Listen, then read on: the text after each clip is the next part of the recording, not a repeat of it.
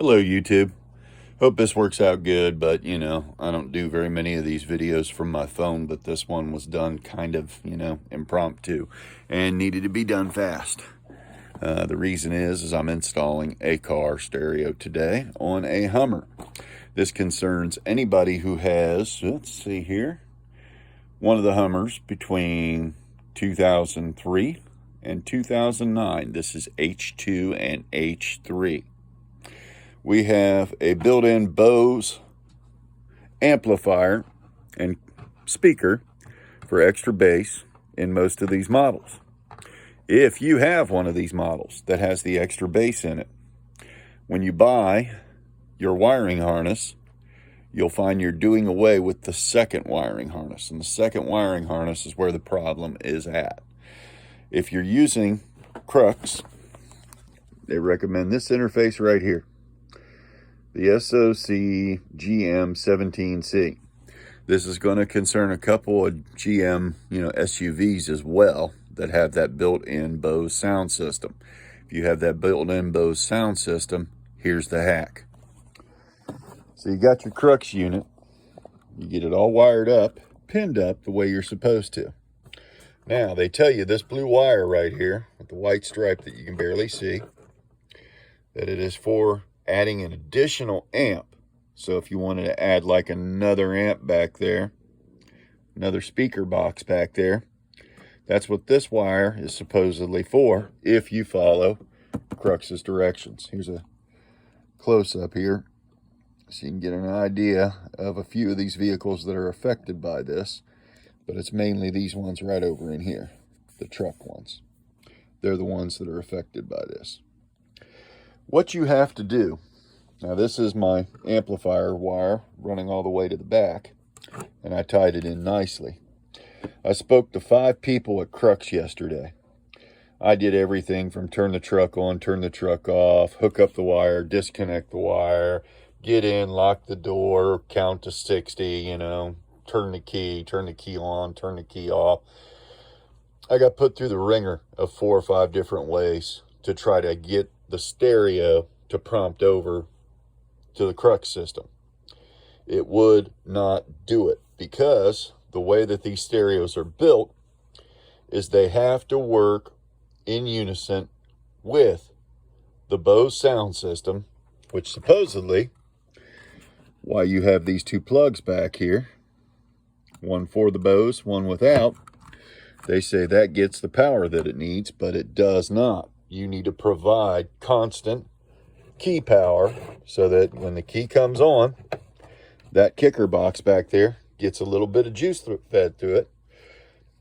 You don't do that, and your speakers will not work. Everything else on the radio unit will function, but you will not get volume. You can make phone calls, you can send texts.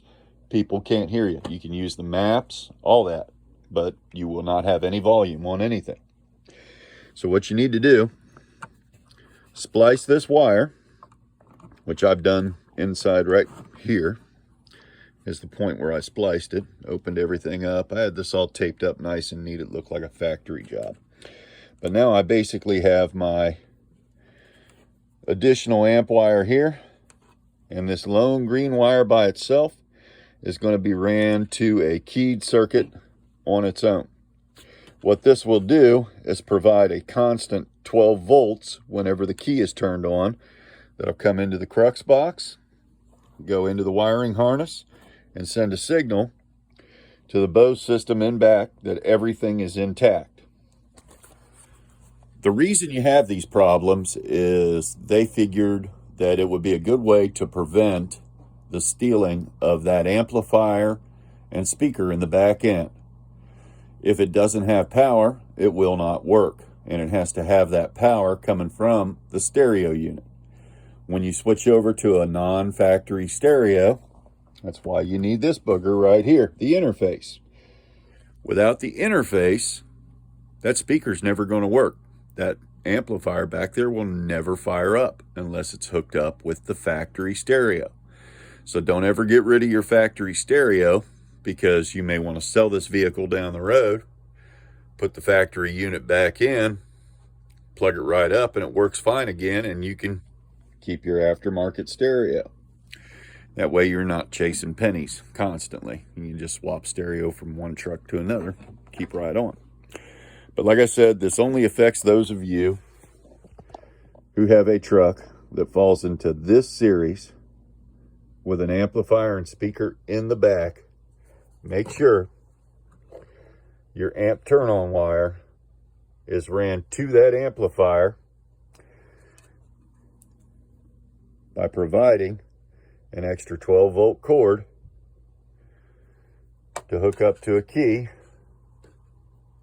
and then you can run your additional amplifier and speaker off of the blue wire like you were planning to do in the first place.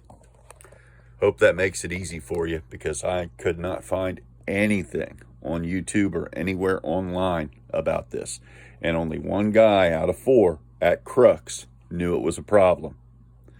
He was the last guy I talked to, and the second that I hooked that wire up to positive, finally, 2 stereos, countless hours, and solved in a matter of minutes. I've been putting these things in since I was 15 years old. I'm 53 now, and that one got me. That's the first time I've been got by a stereo, but now it's done. So, hope that helps. Like I said, once again, we'll show you the vehicles that are affected by this. When in doubt, check it out and hook that wire up. It's for that model of interface and all these vehicles. Have a good day, YouTube. Give me a like, give me a follow. Thanks for your time.